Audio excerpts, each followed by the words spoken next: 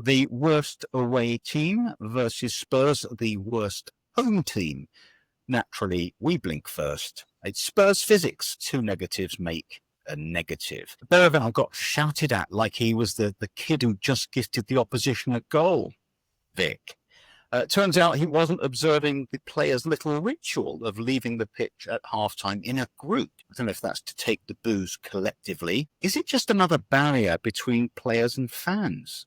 Real fans, true fans, say Thomas and the players. It's a widening schism. Are they losing us? Are we losing them? And where are the heroes? The Stevie Perrimans and Ledley Kings. Having Redknapp, he wouldn't take any of our current players ahead of his Spurs team. Is he right? Strap in. It's Nice One Cyril.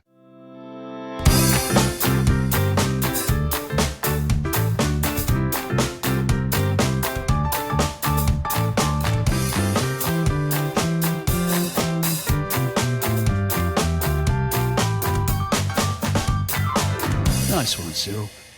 So welcome to Nice One Cyril. I'm Simon Lipson. With me today are, as ever, Spurs Encyclopedia, Dame Julie Welch, and mental health educator and writer, and actually we could do a bit of that mental health education right now, given where we are. It's Kevin Aycott. So let's get into, we're going to try and bring some cheer to Spurs podcasting, because it's pretty grim out there, and we've got some stuff coming up later on that I hope will give you something else to think about and get excited about. Now then, Julie, what a shit performance, wasn't it? Oh, Christ almighty. I just don't know what to say. I mean, it's just so grim. It really is grim. I'm nearly in tears. No, I'm not. I'm a sensible woman. I'm not in tears.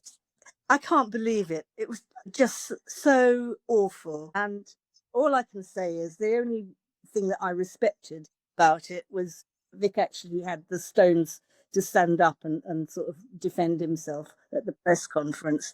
But, you know, Mr. Flappy does it again. I was going to say that, I mean, talking about Mr. Flappy, who for the uninitiated is Vicario, he was right below me, actually, Kev, when he was making that ridiculous foray from his goal line. And he got to the ball first. He got ahead of his man. And I suppose like everybody else, I'm just shouting, just put it out, because if you don't put it out and something goes wrong, but you're in your mind, you think he can't possibly be that stupid to try and pass it to a man who is marked 5 yards up the line. But he was that stupid. He was. The other thing that I found a bit extraordinary was that here's Vic venturing out to the touchline, and nobody really bothered to go back and cover, and maybe they thought it was just impossible that someone could score from there. It was a great finish, by the way, but what the fuck was going on? I don't know. I think, talking of mental health, I think that there was a voice in his head that said, keep it in play, pass it to your team, don't just kick it out. He made that first mistake, which is sort of understandable. And then at the point where he had to do something with it, he did absolutely the wrong thing and made the second mistake that led to the goal. And I think you know, we're having a go at him for having a go at defenders. He only partially took a bit of responsibility, you know, post-match, which was annoying. But they were partly to blame, like you say. It wasn't just him. They didn't cover the goal line, and it just felt like everything came together. And I think, and it's easy for me to say this in retrospect, I haven't been convinced that we've got the defence sorted out. I think I think I've probably said it because it's felt more sorted out than for the last couple of years at least. But it's not. And I think that was a demonstration of it. It wasn't just Vicario's stupid decision-making. It was also poor defending, a sort of incoherence around the defence, not helped probably by Romero not being around. We had a few games where we had a regular back, whatever you call it, 3, 4, 5. And it felt like it was sort of working, but it never felt completely solid. And I think it was really exposed with that. It was comical and it was incredibly depressing. I genuinely laughed at the time, and I got a dirty look from the bloke next to me. To be 2 down inside about 5 minutes was both surreal and very real. You know, you're sort of looking around the stand and people are just doing that head in hands, but yet it's a resignation about the whole thing. Julian? I was just thinking back to Vicario. I've been reading, because of something I'm writing, about a psychological state called the doorway effect, which is what happens when you go into a room and you suddenly think, what the hell have I come in here for? You can't remember. And I think that is what happened to Vic. Oh, Yeah. He suddenly thought, why have I come here? And I think that might also have passed on to the rest of the defence. It's also known as, in another way, it's known as headless chicken syndrome. It's something completely unexpected. And I think that permeated through to the defence. I mean, maybe that's too complicated. I mean, maybe it was just shit goalkeeping and shit defending. It's just shit everything. I mean, there was as you say, it was a kind of a brain freeze. And I think he thought he was doing the right thing. You know, let's try and keep it in play. Let's be constructive. But we're 5 minutes in, we're a goal down. And I mean, honestly, the other thing, of course, he was on his left foot. Now, his right foot isn't much cop, but be on his left foot and try that. I don't know. It's too scary for words. Well, look, as you say, Julie, he did accept the blame. I mean, what else was he going to do? But we talked, Dev, about this lack of kind of urgency amongst the defenders. You quite rightly, I think, talk about the defence not being quite there. I read, I think this was Gary of Harlow, said Udogie is dead wood, which I think is a bit extreme. Yeah. But I don't know. Worry, I know that Romero wasn't there, but Vicky wasn't great. Overall, it was shambolic, and there was nothing really. I know he chucked a load of crosses into their box, but not one of them found a Spurs player. And it kind of feels odd that the players are railing against Spurs fans being upset. I don't like booing. I really don't like that. But we're entitled to be upset, aren't we? Yeah, we're absolutely entitled to be upset. I mean, I think I'm sort of with Frank on this, where he was saying, I understand booing at half-time or after the match, but during the match, aimed at a particular player, it's wrong. And I think I'm with him on that. But you've got to accept it, and you've got to look at reasons why people were booing. I'm not someone who does do that or did do that. I wanted to kill them. Thomas has been critical of the fans. He has said that people booing are not true fans. Now, I would never boo. I've never booed in my life. Players don't need that. I've tuned and I've huffed and puffed and, kind of that sort of thing. But I would never boo. But is it right, Julie? Is it fair to all fans who booed with the same breath? I mean, it seems a bit nonsensical. Really bad mistake. I mean, do you remember last season when Ange started I think it was against Chelsea. But he actually started taking the piss out of the fans, and he lost them. Yeah, there was that ear cupping thing, wasn't there? Do you remember that? Yeah. That was a really bad moment. And I'm concerned that Thomas is already there so soon into his tenure. I mean, at least would give an Ange 18 months. Also, the other thing that he's relatively new to the whole Spurs thing. And of course, you want to ingratiate yourself. You want to feel part of it, but you are new. And for you to be having a go at people who've been there for years, been going week in, week out, it smacks of something that's very uncomfortable. And I think he needs to watch his words. Well, Julie? Nobody can see this, but both Kev and I have been nodding enthusiastically at what you're saying, Simon. But you're right. Carry on. Okay. Well, now you've interrupted me. I've lost my train of thought. So, because we're all old, aren't we? We can't really hang on to trains of thought. Let me ask you this. Somebody quite amusingly on one of my Spurs Facebook groups called him Thomas the Plank Engine, which I think is quite nice. And, here's the question. Kev, we've been saying, I think pretty much throughout the course of this ever worsening season that we've got to give him time. You've got to give him time. You can't keep churning managers. You can't keep changing things. Let him see out his vision. But you said to me on WhatsApp this week, if we get smashed at Newcastle, which when people are listening to this, it will be tonight if they're listening on the Tuesday. And if they're listening on Wednesday, Kev, they'll already know the result. I'll shut up. That, I don't know, would that be a breaking point, or would Brentford at home be a breaking point? I suspect Brentford at home will be the breaking point. If we lose tomorrow and we lose or even just play miserably, which is almost certain, against Brentford, I think that'll be him out. I still think I'm just on the side of let's give him a chance. It's just one of the frustrations is I don't know what we're giving him a chance to do. I don't know what his plan is. I don't know what his football is, and I don't think he does. And I don't think he knows, a few people have been saying, he doesn't know his best team. I don't think he does know his best team. And experimenting is fair enough. He needs to get to know the players, but there has to be a consistency and a coherence to the way we play, and there isn't one at the moment. And that's pissing fans off. And then pissed off fans are pissing them off, rightly or wrongly. And the whole thing just sort of circles down. And, it's really hard to feel positive. I absolutely don't think we're going to even get a draw tomorrow night. I absolutely think we're going to lose. Newcastle aren't a great team, but they're a better team than us, And, their manager is a sound manager and knows his best team and has a way of playing. I think we should hold on to Frank for now.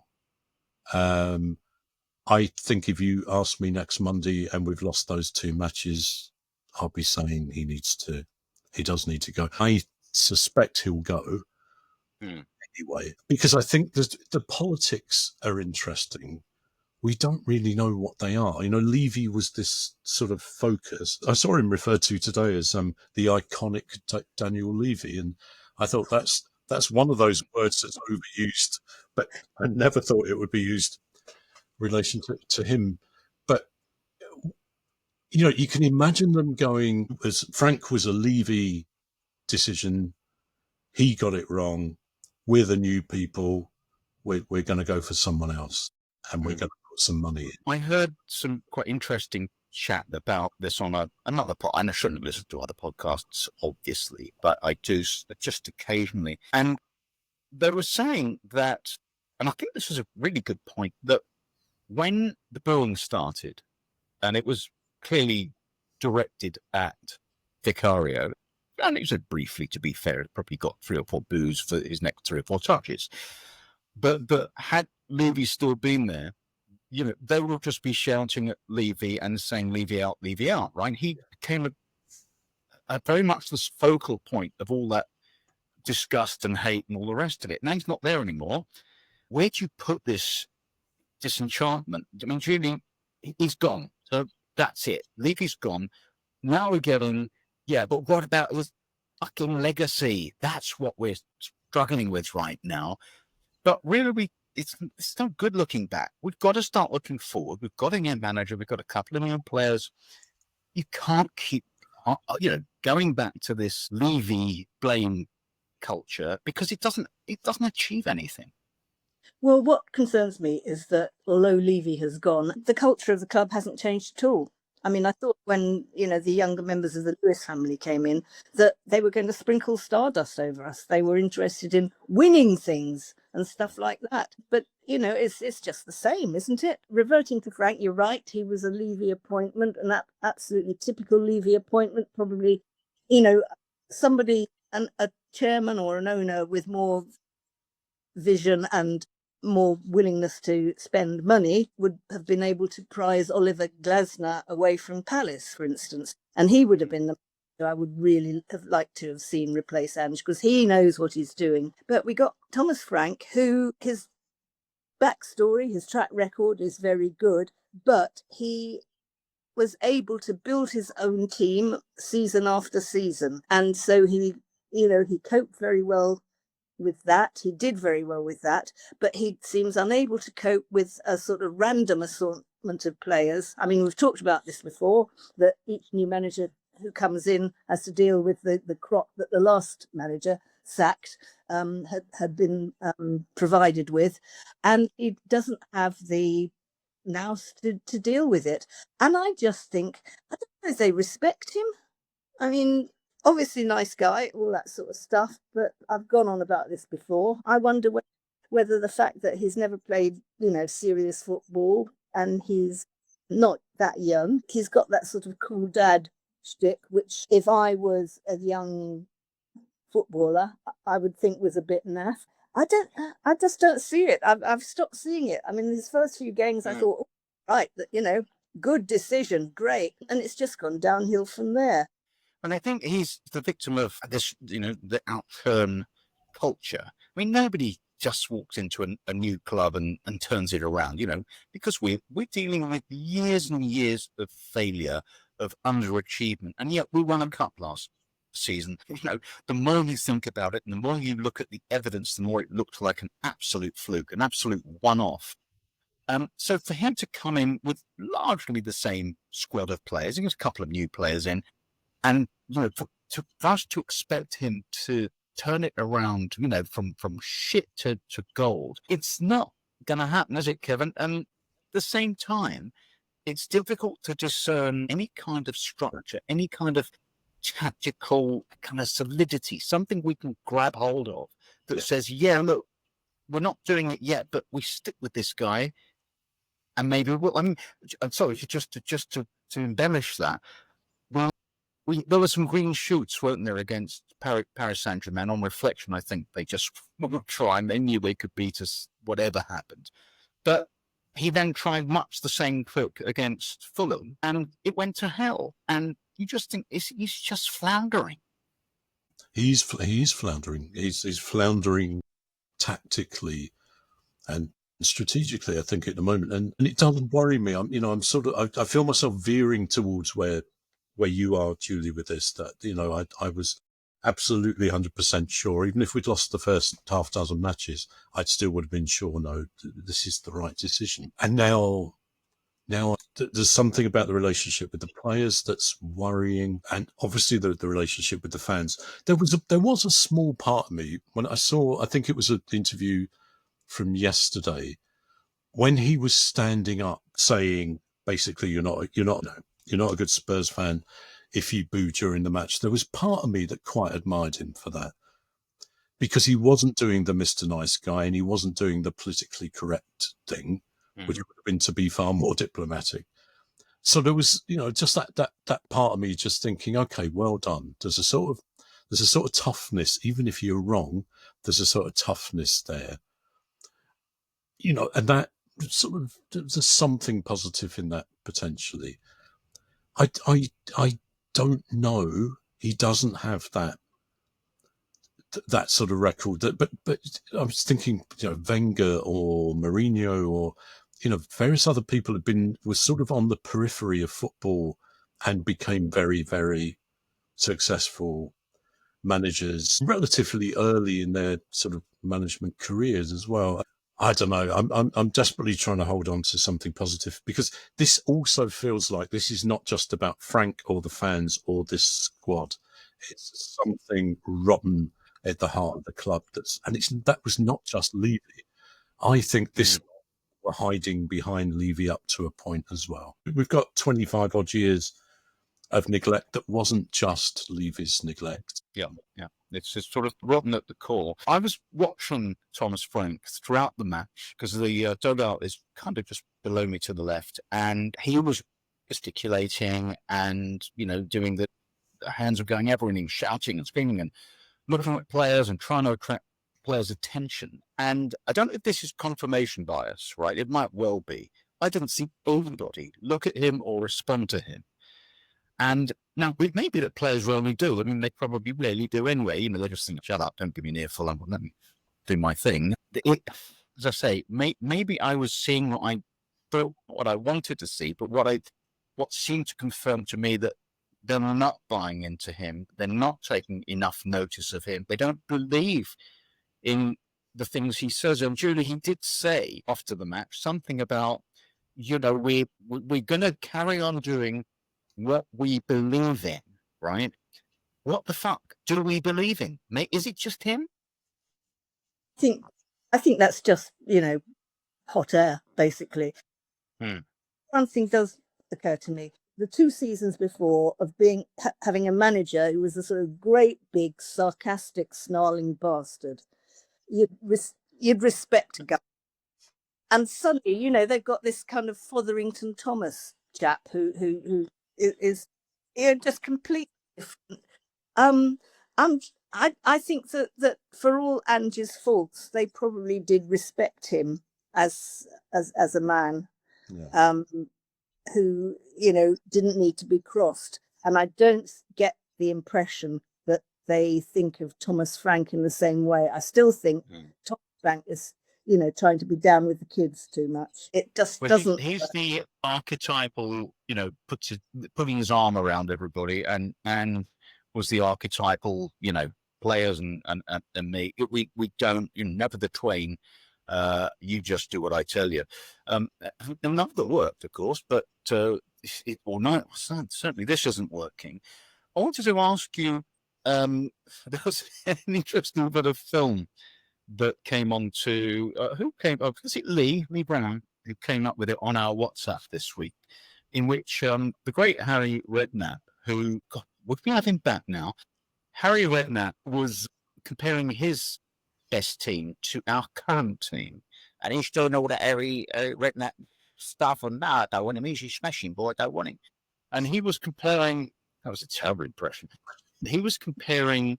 So, for example, Lovely King with Van der Vet. I'm not sure these are direct comparisons that are valid, but no, all day long it's got to be Ledley. And the only player he conceded should possibly be in his team from 2008, something like that, was Romero. And then he changed his mind about that because he felt bad about leaving Michael Dawson out. So, but it is interesting, and going through, I might quibble with one or two of those, Kev, but on the whole, I think I tend to agree with Harry. Yeah, I did as well, and that made me even more depressed watching that, because you sort of think about the current squad. And I think I said Van der Ven, I think, is the only player who would have found a way in some way into that Redknapp team. Going through the team that Harry had, I mean, there were stars, weren't there? Then Modric and Bale, the standout players, and Van der Vaart maybe. He also had Peter Crouch. I loved Crouch. Our team against Fulham contained 10 full internationals, the starting 11, 10 full internationals. Only Archie Corelli wasn't one. And we had 3 full internationals coming on. So I would say, look, I don't think we've got any, we haven't got a Bale. We haven't got a Modric. We don't have a Kane. But we've got very competent players who have proven themselves at international level. These are not bad players. Why are they playing so badly? That's the question everybody wants to have a good answer to. Why are they playing? And all I can say is, it's all piecemeal. They haven't gelled as a unit at all. You get some lovely individual kind of performance and goals. And again, Mickey, for instance, Archie Gray, Palhinha early on, although he's dropped off a bit. So, what's happened to Bentancur? He's the famous double pivot, notwithstanding. I don't know. There is a sort of what we in Fleet Street used to call a deep-seated malaise. I think it's partly club culture. It sort of thing is that there's a sort of low aspiration that kind of seeps into who wants to come and play for Spurs. I mean, I think Spurs did so well with Pochettino because they actually had, they had Harry Kane who would not let that happen. Leaving aside Harry Kane's obvious and, brilliant talents as a player, there was something about Harry's attitude which really gelled with that whole style of that team. There's nobody I can identify in this current team who has a shred of that kind of, resilience, wanting to do stuff. It reminds me of the really limp Tottenham of the early noughties. Basically, there were some good players there, and they just achieved nothing. I mean, it's a puzzle. Is it the club culture? Is it just something about, we're not as good as, let's say, Liverpool, Arsenal, and Manchester City because we're not paid as much? Is it because the Spurs wage structure? So you don't pay them most, so you don't get the best. They haven't got lucky this time with players on a free from the youth team. They've sent what looks like the only decent one to Rangers, and he may or may not prove to be really good. It's just, I don't know, it's kind of, there's a sort of cheapskate aura about Spurs. It's interesting you mentioned Harry Kane there, and it was a point I want to raise here. Kev today, he dropped a stream of consciousness erudite series of questions on our Nice One Cyril email. And it's actually too erudite for me because, frankly, my brain stopped functioning, around the time Mrs. Brown's Boys became popular. I mean, there's no hope at that point. However, you were talking about one of the many issues you raised was about heroes. And we can identify heroes. Quite often they are Steve Perryman, Lonely King, kids who have come through the academy and become, stalwarts in the side and tremendous players in their own right. One can look at Harry Kane. But right now, I look through that team, you always want to latch on to somebody. There's nobody. The only, for me, the possible potential hero is Mickey van der Ven. Yeah. Because he's already done 2 or 3 heroic things that very, very few footballers could do. But he's not there yet. And the worry is he'll move on and become a hero, a richer club. I was just thinking about, you mentioned about mental health, and I was just thinking while Julie was talking, so how would you diagnose the club? It came to depression. It's a depressed club, and with a lot of anxiety around as well, I think. Low confidence, poor self-esteem. And I think we're sort of picking that up and feeding it back to them, and everyone's in this sort of circular, depressed sort of state. There's this theory in depression about learned helplessness.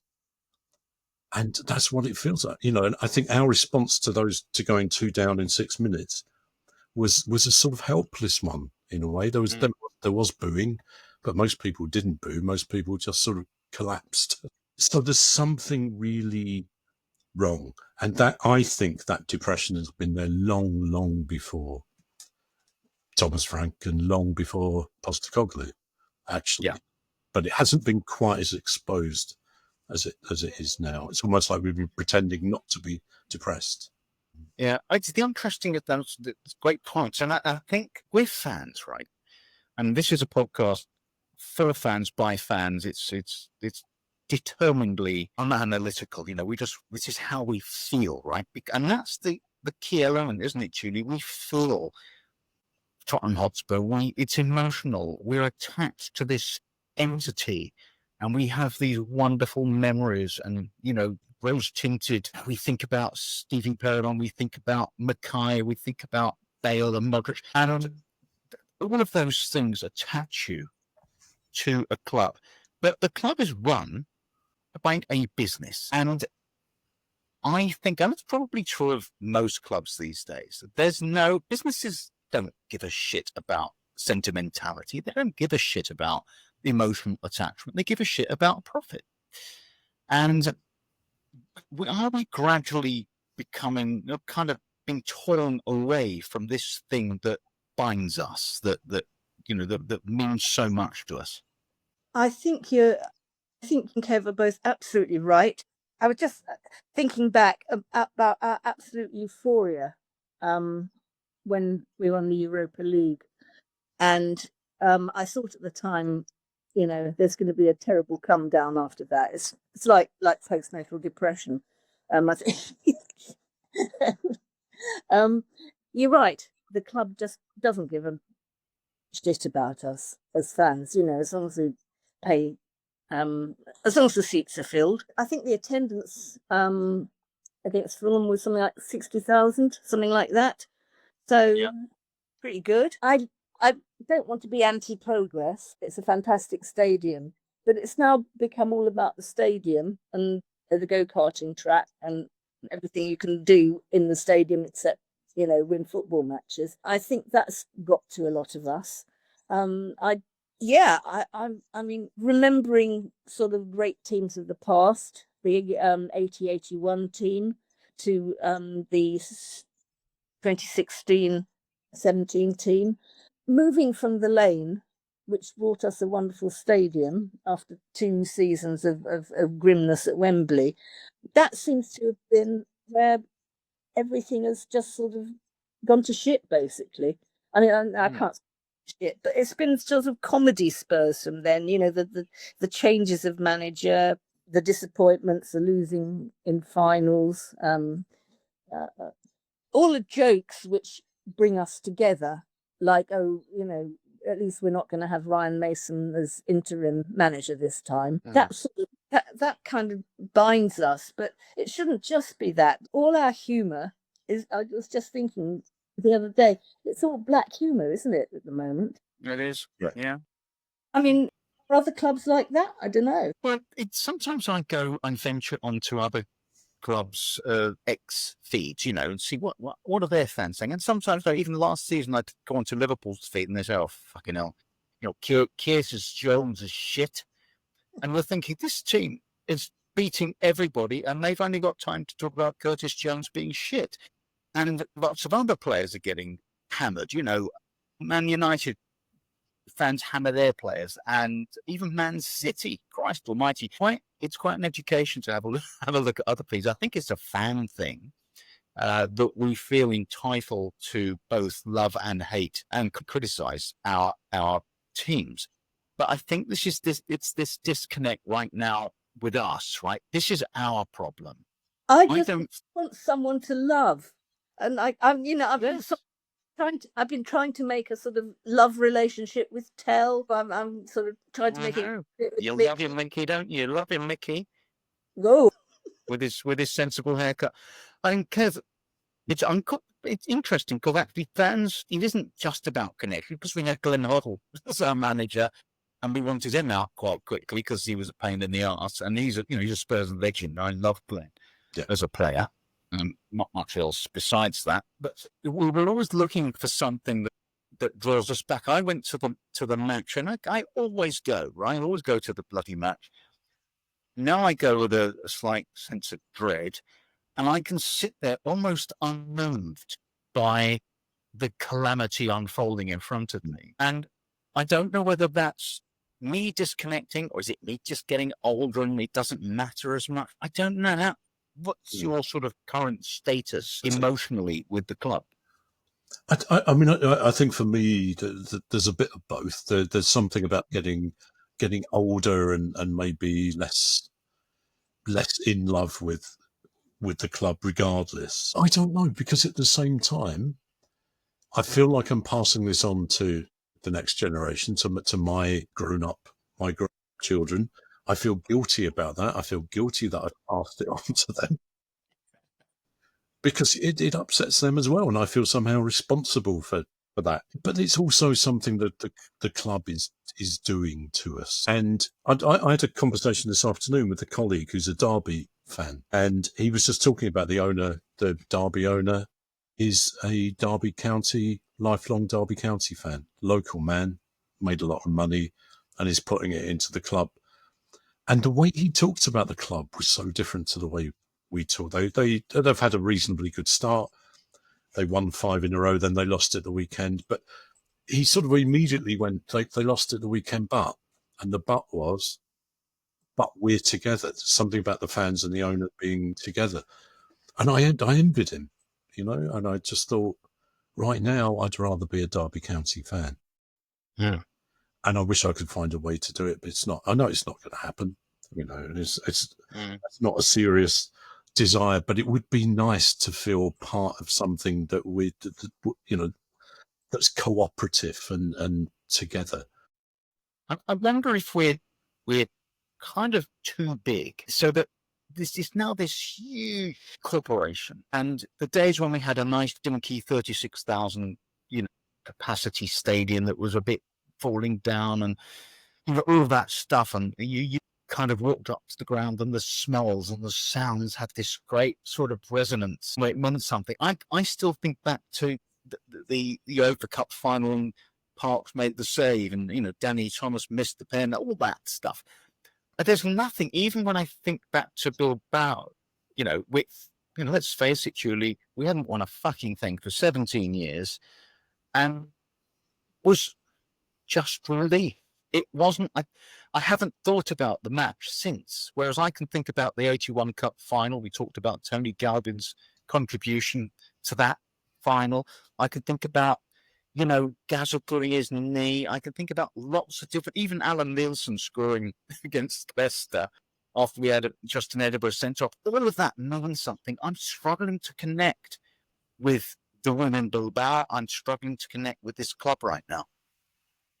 I felt very connected in the first few months of Ange's regime. When that game, when Chelsea beat us, was it 5-1?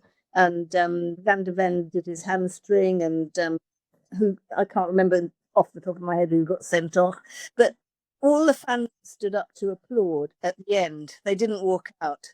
So it's something has happened between then and now, and I don't know what that is. Maybe it is just did we have so much expectation after Bilbao that all our troubles were now over, and were we being unrealistic? I can't remember a time when I've just felt so flat about Spurs, and I've got a book about it coming out, I think, in the next week or so. But I just feel so flat and disappointed. I had no idea it was going to work out like this. I mean, as I said earlier, I didn't really fancy Frank as Ange's replacement, but he seemed to make a good start. But it's all gone, pear-shaped, really, hasn't it? And when Frank came in, there was this talk about, in these previous clubs, his first 8 games or something, he's only got 4 points altogether or something like that. And he came in and we beat Burnley comfortably, and then we went to Man City and won. And I think suddenly expectations were off the charts. Hang on, I'm going to win the league here. But Kev, I mean, realistically, he's going through his 8 goals now, isn't he? I mean, nothing fits, nothing works. He's experimenting, and I feel like he's losing us as fans a little bit. He's losing the players, and I'm the only manager I ever was desperate to get rid of was the loathsome Mourinho, and I didn't much like Conte, but I wasn't kind of going out on Twitter and let's get rid of him. But I love Thomas Frank because he's sane, he's human, he's not hysterical, he's not sarcastic, but maybe he's not a very good manager. That's the worry, isn't it? Maybe he's not, or maybe he's not a very good manager for Tottenham at this point in our history. 5 years ago, 10 years' time, maybe. I don't know. No, I don't know. I wish we could just pin it down and say this is the one thing that's going wrong. It's definitely the manager. It's definitely the players. It feels like a historical thing. It feels like just build up, year after year after year. And like I said, things are exposed now. For whatever reason, all the shit that's been there for a long time is exposed now. I still think right now we stick with Frank and see if he can actually, I don't know, sort of tie things back up together, sort of stitch the wound a bit for us to move on. But, I'm not convinced by myself saying that. It's because, but the reason I partly say that is because who's going to do it? Who's going to come in with this squad and transform it and do what we want them to do? I don't think there's anyone on earth that can do it. No. I hope I'm wrong if it happens, but It's the ultimate poison chalice, isn't it? And, it's, Mourinho came in with this extraordinary pedigree. Maybe he was a little bit past his peak, but still, he couldn't do anything with us. Conte, a very successful manager, everywhere he's been, he couldn't do anything. And Conte spoke, didn't he, Julie, towards the end, he talked himself out of the job. He just lambasted everything to do with the club as if to say, nobody, you could bring God in here and he couldn't turn it round. But it's kind of like that, isn't it? He's a very intelligent man. I mean, and you look at his record, he wasn't off the boil. Mourinho was a bit off the boil by the time he came to us. But you get two top managers, both brilliant managers who succeeded, beyond most managers' wildest dreams, and they both nailed what was wrong with the club. And it hasn't changed. I mean, like we said, so bye-bye Levy. Hasn't changed. Still the same old shit. I don't know. I can't see any way it's going to change. I think that if we lose the next two games, I would think that Frank might not be our manager by Christmas. Thing is, got the January window coming up. Is he's there? Are they going to splash out on some more players? Are they going to be any good? We don't know. Paratici is back at the club, and he got us two very good ones, didn't he? Bentancur and Kulusevski.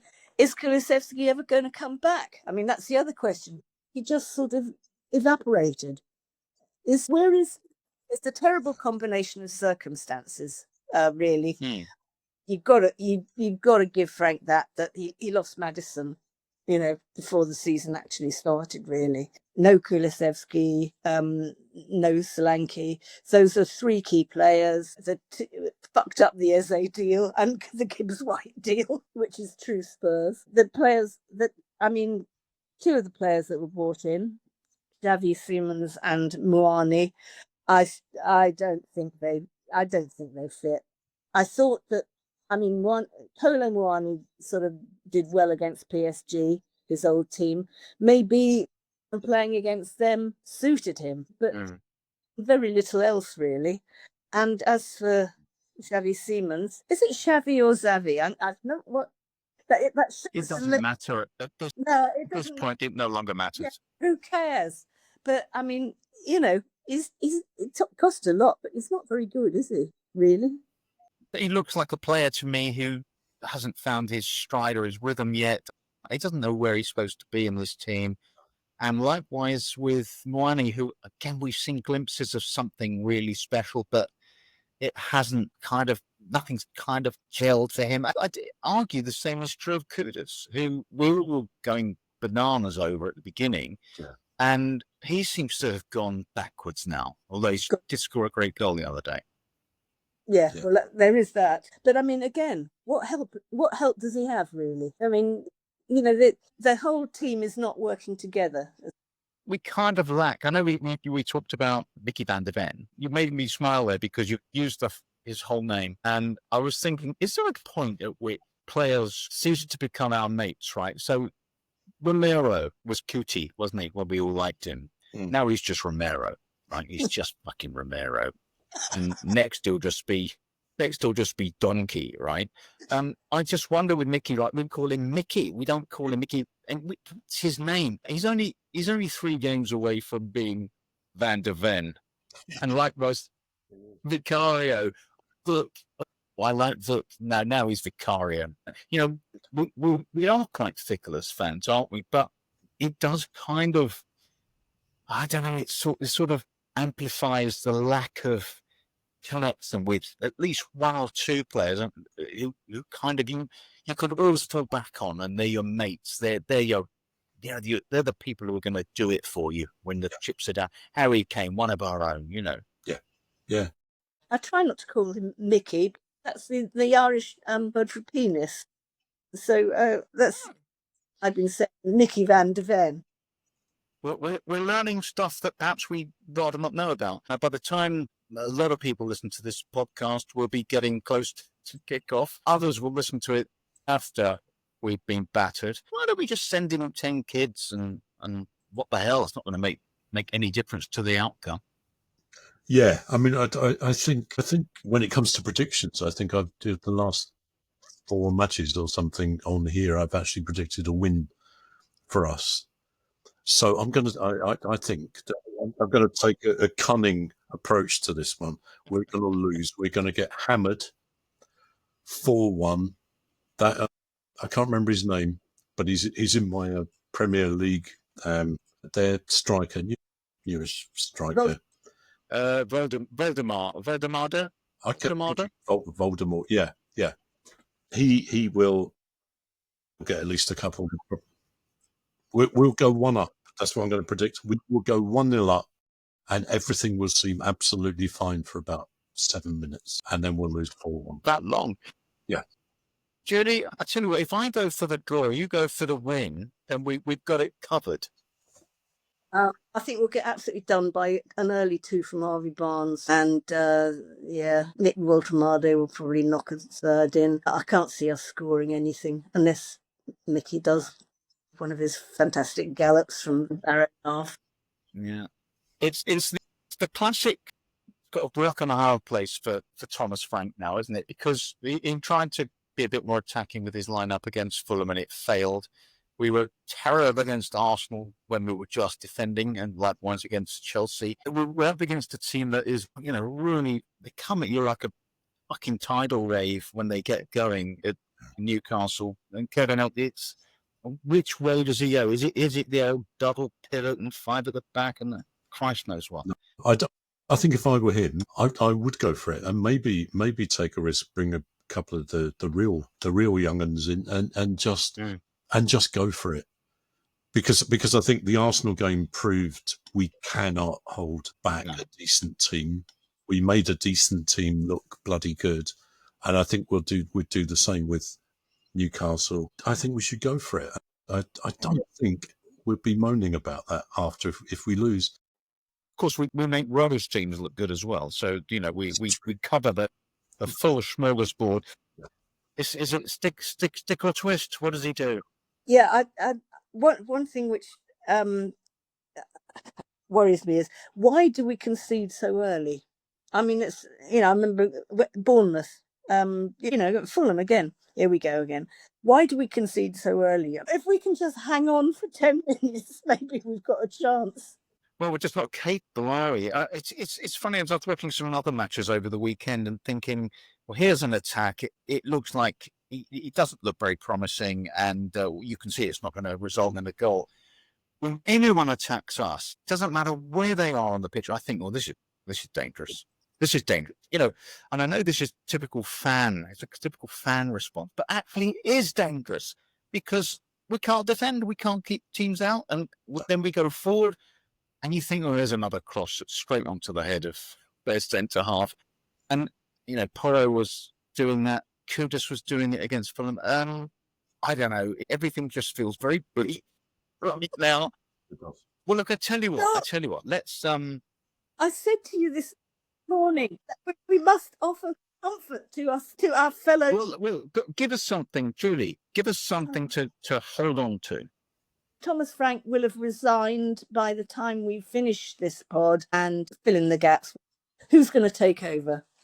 Well, that's cheery stuff. Kev, who's stepping in? It's not Ryan Mason. Who's it going to be? I did see something today about, I don't know how you pronounce it. It's the same name. I don't know how you pronounce it. Xavi. Oh, Xavi, yeah, the former Barcelona player. Yeah, manager. They're starting whoever they are starting those rumours. I was about to say, but that won't make any difference, even if he did come. I will do. I put Ben Belbis in charge because he's a lovely bloke. He's highly intelligent. He's taking his coaching badges already. There you are. I think we've found our man. We've identified our man. All right. Well, look, thank you to Julie Welch and Kev Acott for dragging us further into the mire of depression about all things Spurs. We are going to be back on Friday. Kev and I will be here on Friday. Is it you and me, Kev, or is it me? That's me and Dave. No, it's okay. Are we going to do our little sort of extra time edition where we'll cover the Newcastle victory and have a little chat about Brentford as well, and lots of other nonsense and bollocks and twaddle. Do give us a follow on X. We are at Nice One Cyril Pod, and we are on Facebook, we're on Instagram and all that malarkey. And do listen to our pod on all possible platforms, and give us a follow, give us a subscribe or whatever it is, and you'll never miss another Nice One Cyril. That's it. We'll see you next time. Come on, you Spurs.